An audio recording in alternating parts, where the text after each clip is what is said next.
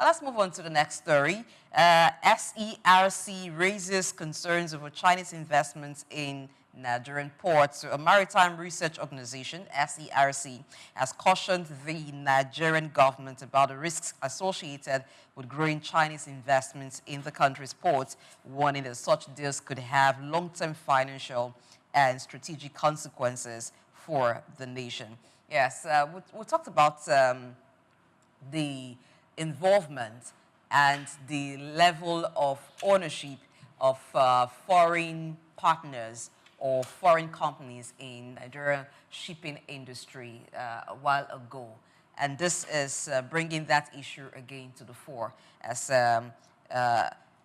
Nigerian has been cautioned by a maritime research organization that Nigeria should be careful, should be cautious about the growing Chinese investment in Nigeria's ports. It's good to have investment, but you know that there are certain areas of a country that if you don't handle or you don't pay attention to what goes on there, it could compromise security for the country, and it could also mean that the country is more or less at the mercy of the key players of that industry. I think it's time we begin to invest a lot more in the ports, in Nigeria's shipping industry, empower indigenous firms in whatever way that empowerment can come. Financial empowerment, giving incentives, giving support that they need so that they are able to favorably compete with foreign players, allowing foreign dominance in Nigeria's port or in the ports of any nation for that matter is not a wise thing to do. Doc. Now, you look at it, and I think it's not unfounded fear. And this is because, like they say, the African proverb, that since hunters have started to shoot without missing, birds are trying to also fly without perching.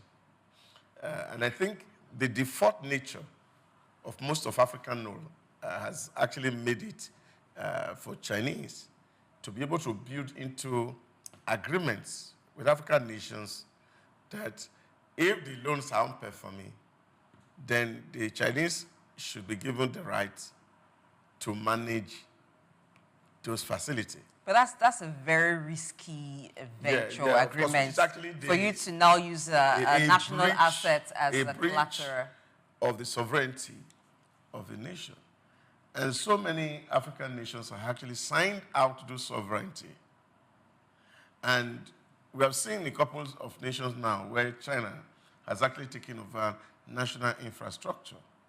So you can imagine that your waterway is managed by foreigners. That's a great risk. Yes, and see the level of things that comes into your country. So for me, the worries are not unfounded, and this is because there's so much default. But my friend had asked me a question one day, he's an Indian. He asked me a question and he said, Doc, tell me, really, what do you think about China loan to third world nation? Because a lot of people feel that China is taking advantage of our poverty. And he said, but he doesn't feel that way. That the real problem is the indiscipline of most third world countries that take loan and they are not able to pay back. That is not only African, for example, that Chinese are giving loan. Chinese are giving loan in Europe. They are giving loan to Americans as we speak. And these loans are performing because these guys take the loan and they put it on the infrastructure that they are supposed to build. Whereas we take the loan, half of it don't get into the infrastructure. And so even if you are going to calculate the year of where you're going to be able to pay back this loan, it runs into several years. Because what are factored into this conversation, many of them may not necessarily be needed. And this is one thing that the African man will need to deal with. And it's quite unfortunate. And you see that when even workmen who want to work for you, they overquote material you don't need. You understand, guys? So it takes your own due diligence to ensure that you're not being cheated. Yes, of course. Now, if the insiders who are packaging these things are factoring so many things because they are hoping to profit from it, you find that at the end of the day, what you're spending on that project will be unnecessary. And I think this is where many of those people who are at the front negotiating these deals for Africans must be conscious, not just of what they are going to gain, but what the entire society will be losing as a result of this misdemeanor. So this is the problem. China, yes, want to give you money, but they also want to recover their money. And there's no investor who will put money on the ground and will not want to recoup that investment. But you must be sure that where that money is getting into, that a lot is coming in. Take, for example, there were these reports some time ago when federal government said, okay, the Ibadan-Lagos train that was fixed, and people were selling tickets that are fake to passengers. So people hold tickets. And so it took the head of that ministry at that time to go do an on-the-spot assessment of what was happening, and they found some culprits at that time. So these are the challenges that we face. So even if this infrastructure was supposed to bring in money, they will not. And I think these are things that we must do right. As other people have been able to use technology to solve their problem, Nigeria must factor technology into revenue collection, no matter what it is, so that if we take facility from people, we should use it for that purpose. And then we must also understand that it's our responsibility to pay back what we owe, that we cannot just continue to borrow with the mindset that after a while, we'll go back and beg them to write them off. Mm-hmm. I think that's a payment of loan is what the issue is. And it has to come, the pressure also has to come from the people. We need to also have institutions that hold leaders accountable. You know, this suggestion that for any administration that takes up loan, that same administration must ensure they clear that loan before they leave office. I think it's high time we make it really serious. Because when people come into office and they feel they can borrow, not with the intention of repaying, and the monies are not channeled into areas that was earlier stated. Now, they leave office leaving debts for the incoming administration. It's almost like a culture where you find that one administration hands over to the other. So the present administration is always saying, we inherited these amounts of debts from the past administration. It's been like that for almost for governorship, even for at the national level presidency. It's always, we inherited this debt, we inherited that debt. And the question is, why must there be debts to inherit? Now, people will tell you that there are those who belong to the school of thought that a government cannot run without borrowing money. Yes, I don't think that that's absolutely correct, that a government cannot run without borrowing money. But where the government has to borrow, it has to be for a reason that is genuine, a reason that is well thought of, that there is plan of repayment. Even if it's infrastructure, that infrastructure was supposed to serve a particular purpose. And that purpose was supposed to help the economy in a particular way. For instance, if it's roads that you want to build and you're taking loans to build road, that road was supposed to aid economic activity to ensure that people were able to do business, travel to destinations. If you have farmers around that region, they're able to get their produce to the markets and the economy booms. Now, you can now tax those who are operating at that area. Government is getting money. If you even want to make the road a toll area where you are collecting toll fee from motorists apply that road, it's a different thing. For the seaports specifically, now, government has customs charging. Government has the Nigeria Port Authority charging fees. Government is getting its own revenue. But what about those who are there, who are operating? We have very few indigenous firms that are operating. But because the foreign firms have more capacity, they have more reach, they are able to more like suppress these ones. So they take the chunk of the business. It's the leftover that the indigenous firms have to deal with. And let's also look at excellence. Now, when we have foreign players, they don't joke with excellence. But you see, when we have indigenous firms, there seems to be this familiarity in the way you carry out business. So at the end of the day, you now leave the end user or the consumer, give them the choice of picking who will justify the money that they are paying, who renders a better service. So at the end of the day, nobody really cares the color of the skin of the person who owns the firm. They are concerned about the quality of service that they get. And so more patronage goes to them. Year after year, generation after generation, you see these companies getting bigger. But what do you see with indigenous firm? Once they get the markets, they are unable to sustain that patronage because quality of service begins to decline. You see, two questions entered into my mind yesterday as I was going back home. And I was asking myself that question. Unfortunately, I cannot find an answer to them. The first was because we're talking about what we do in terms of able to recoup revenue. I said, all of a sudden, we're selling petrol at 860. Nobody is paying subsidy. Nobody is defending any foreign exchange. And yet, there are still further threats that the prices are coming down. And I asked myself, when NNPCL told Mr. President that the country is owing them 7.7 trillion, which they use to cover for the foreign exchange differentials. I think the person who wrote that paper, by now, EFCC should be quizzing that person. Why would he quiz? It's become a norm. Yeah, but because we are going to ask, look at the parameters. Nothing has drastically changed. As of today, foreign exchange is still about 1,500 at the black market. The price of crude, the difference is not much. Dangote is still importing crude for processing. And yet they can sell the petrol at 860. Less than what was being sold when there was subsidy. Loss.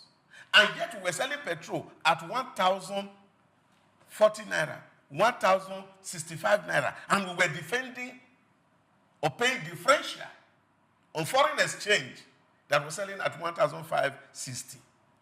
Now, there are questions that we are not asking. And this is why you find that as society happens and people are wondering, how did we get into this mess? Because like I've always told you, when you have monopoly plus discretion, minus accountability and transparency, corruption. what you find is C at the other end. So this is what it is. That a lot of us, because we have opportunity to monopolize an environment, and you fight this infighting and this struggle. And I think we must begin to ask questions. And that's one side of your conversation. The other side is also to look at it. We say we borrow so much. I spent time last year to listen to the debate at the parliament in Singapore for their 2025 budget. One of the issues that I recall was the fact that the younger politicians were asking the older politicians that they have so much money in savings that is not used, and yet they are still putting measures to take more money. As loan? No, tax from the people. That was unfair. And I saw you arguing on the floor of the parliament in defense of why that money cannot be spent, and said, this is how we got to where we are. That this money you are talking about, our fathers suffered for it to save it. And they wrote a law that the maximum you can have is a balanced budget. Not deficit. Nothing like deficits. Not deficits. And therefore, the money you meet, you can't spend it. It's the money you make. It's the money you make that you spend. That we must be thinking about the future. And I was so carried away by the conversation to learn that these guys said, when epidemic came, we took $65 billion for succor for our people from that sovereign wealth fund. You know, it's another thing that even when we talk about borrowing and revenue generation, it's as if the people are losing on both ends. So when government borrows and it gets to a level where government can no longer take on the burden of servicing the debts and repaying the debts, and government is making less revenue, the people are asked to make sacrifice. So areas where government was intervening to make life easy for the people, provide certain amenities or utilities, or even subsidizing the utilities that people enjoy, government takes its hands off it and says, let the people pay the sacrifice because this is a time where government is having less revenue. And at the same time, government taxes the people even more at that time. So the people are paying indirectly for loans that are being borrowed. They are also being taxed to generate revenue for government. But at the end, the hope of seeing certain amenities, the hope of having certain infrastructure that would make that suffering short-term, that would improve life, so that years after, the people are not told that same story of, let me use the one that is popularly said, the language that is popularly used in Nigeria, tighten their belts. They are being told to tighten their belt and make more sacrifice. But when the people ask questions, because you've said that questions are not asked, sometimes the only way citizens can ask questions, it seems like it's when they are on the streets. That is when government is even acknowledging that they are asking questions. We have civil society organizations that are supposed to ask questions on behalf of the people.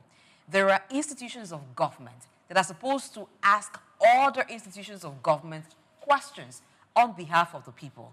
Now, when this happens sometimes, it is seen as, oh, this is sponsored by opposition, not much answer is provided, the matter gets heated, after a while, it dies down. Nothing happens after that. Even when investigations are conducted, we don't see anybody really paying for those things. So it keeps happening over and over again. We're talking about the same issues. We're having the same challenge. It becomes a recurring decimal. The question is, where do we go from this? Now, in countries like China, where you don't see public officers embezzling funds, where you don't see certain level of indiscipline happening, because they had come to a point where they now say, if you are not for the country, you are against the country. And we cannot tolerate those who are against the country. We must have a way of flushing them out of the system through capital punishment. Are we getting to that level in Africa? Well, I don't think we will ever get there. I've always argued it's difficult for us to expect reform from the people who are actually the problem, except that there's a class suicide. And that class suicide won't happen because it can happen. They are more friends than yeah, even those who even, get pitching against themselves. Even in elementary political science, they call it political harakiri. It's like somebody who hangs himself. So it's not going to happen. And that is why you're saying that, just look at it, the patronage in the system is the problem. Richard Joseph wrote a book, Prebenda Politics in Nigeria, Prebenda Politics, the Rise and Fall of the Nigerian Second Republic. Now, what was on that book was the fact that the reason why the Second Republic failed was the fact that the government or the people who are in position, ethnicity, favoritism, and the likes, is patronage. Government by patronage. Now, when you ask yourself that basic question today, how does government look like in most African countries? It's government by patronage.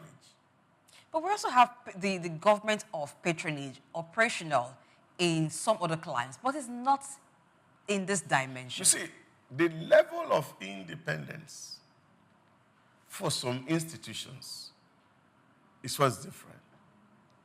That there's a certain level of independence. So if somebody comes to the Congress, for example, in the US, you have to have thick money, some lobby group, to be able to get some certain things to pass. Because the people who are there themselves have gotten to some level in life that they may not need those patronage. But when you come to our system, what you find is that you sponsor only weaklings.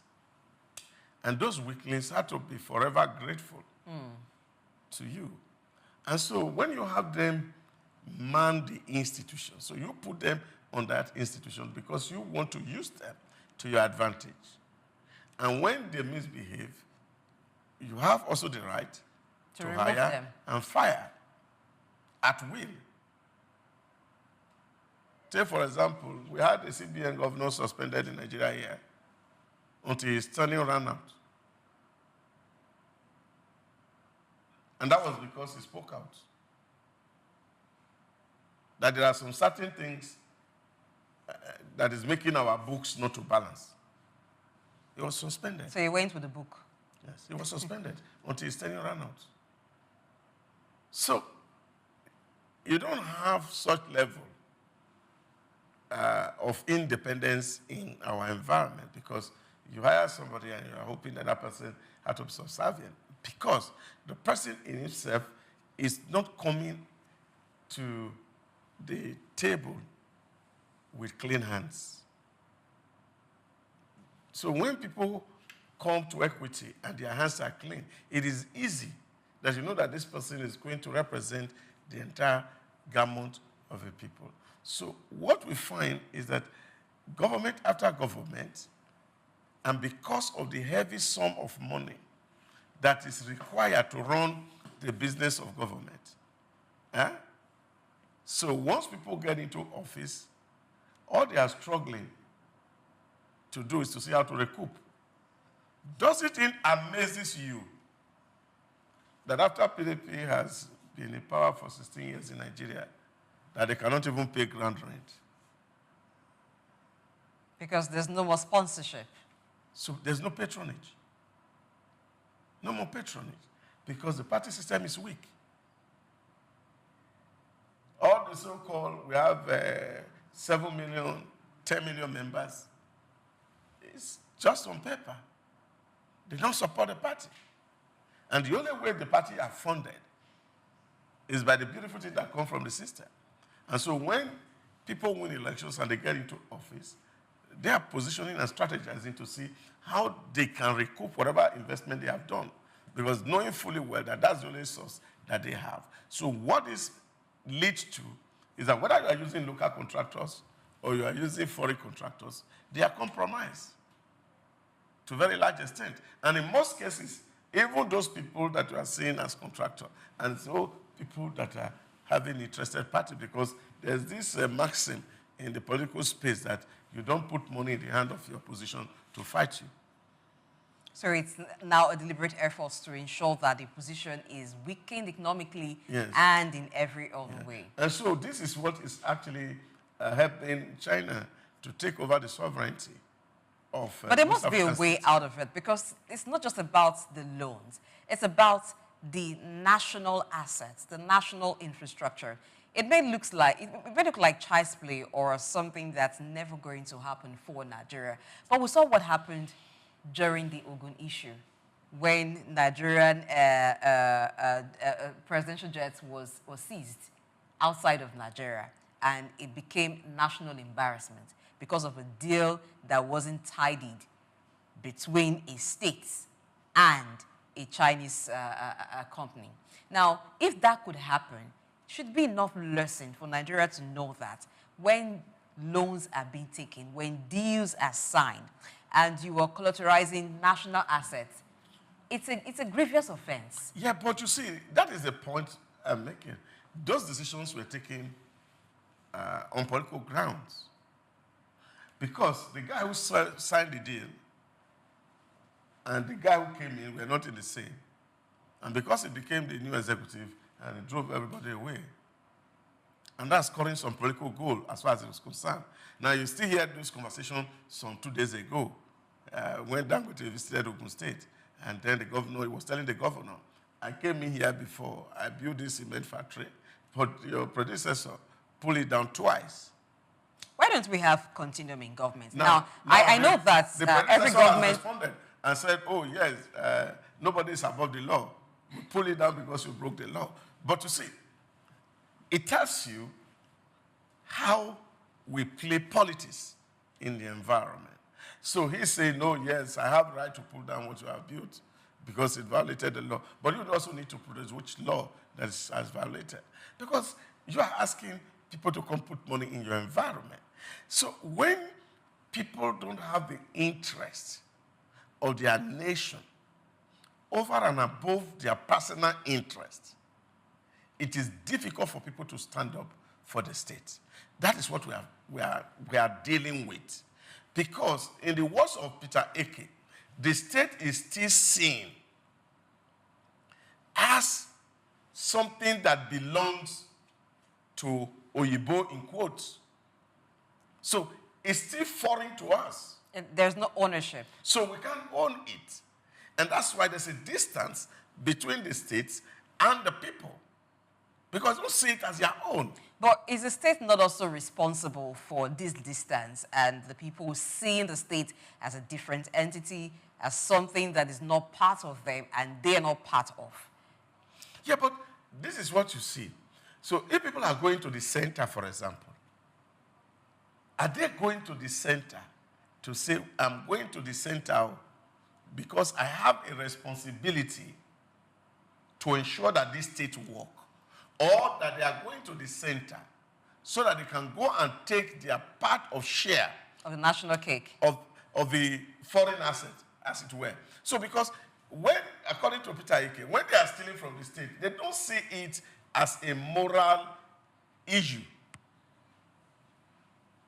It only becomes moral when they are stealing from their primordial settings. So if I go to my village association meeting, and then I embezzle the money, then I'm a thief. But if you embezzle from government, if I embezzle money that belongs to the state, I have reaped the reward of serving the foreigner. Now, so these are the moral questions that we need to face. So the orientation of those who go to government, they don't go to government because they see that it's all of us. No. They go there to say, there's something there that everybody go there to go and take their chunk and come back home. I use that example. A friend of mine told me there was a certain minister who was appointed, and his village people went to see him, and they told him that this is a Iroko tree. You climb it only once in your lifetime. So when you are coming down, ensure that you come down with all the firewood. You need to cook the rest of your life. The people are part of the problem. Oh, yes. We are, because the people do not see the state as theirs. They don't see the state as there. So when they are sending representative to the center, they are not sending representative to the center because they say, this belongs to all of us. But they see it only as avenue to take something off the state. Now, in a situation like this, I think it still rests on the people and the institutions. Now, because the institutions are weak, and the persons who were there, who were heading these institutions, some of them are just stooges. They're just figureheads, not really there to do what should be done, but to do the dictate of their paymasters or those who have put them there. It still rests on the people to bring about that revolution. It doesn't have to be violent. Now, we've had calls for restructuring in Nigeria several times, but most times it ends being a debate and maybe a document that is never implemented. It is still with the people to have this change. We cannot continue for things to go on like this. Now, the perks attached to government alone or attached to those in government is enough to change the mindset of anybody that had the intention of going there to serve. The people also have a problem, and they are part of the problem in the sense that when somebody gets into power from a community, the expectation is that now you have gotten there, we should be getting some things from you. And they come, they pay courtesy visits, they come, they are expecting some donations from that person in office. So even if the person had the mindset of going there to serve, but because the demands are much, and they can't meet that demand with their own personal money, so they begin to put their hands in there. And once you start putting your hands in there, you will begin to do more things, embezzle. If they give two of us meat now, and I'm to share it with my teeth, eh? So you can't measure the size as inside my teeth. Yes. So this is what you see in the state. So who are making the laws? We have environment here where state governors who rule for just 8 years with all the benefit we're living signed life pension for themselves.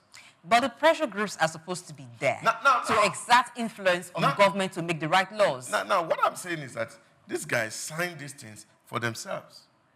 Some of them became minister. They are taking pension and they are earning from federal government.